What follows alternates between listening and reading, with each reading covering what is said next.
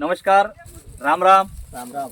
आज आपण सुनील पवार, राहणार झोंबाडी, तालुका नेर, जिल्हा यवतमाळ यांच्या शेतामध्ये मालविका सोयाबीनवर पीक पाहणी सोहळा इथे आयोजित केलेला आहे. परिसरातील भरपूरशा शेतकऱ्यांनी मालविका सोयाबीनची पाहणी केलेली आहे. आज आपण मालविका सोयाबीनच्या प्लॉटवर आहोत आणि तेच वाण आपण शेतकऱ्यांना दाखवत आहोत. आपल्यासोबत आहेत काका, आपला परिचय सांगा.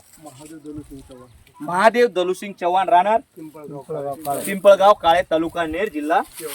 काका, आपलं अनुभव आणि आपल्याकडे पाहून खूप मोठा तजुर्बा दिसतो आपल्याकडे शेतीचा.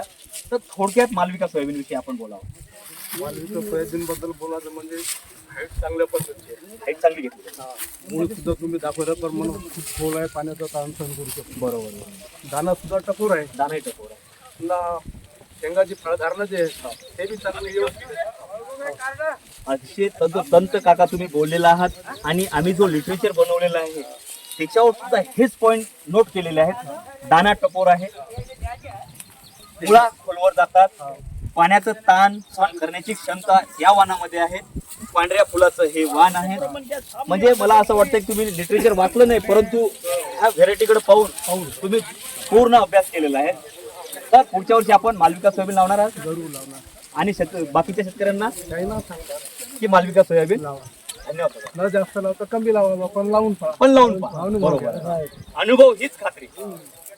धन्यवाद.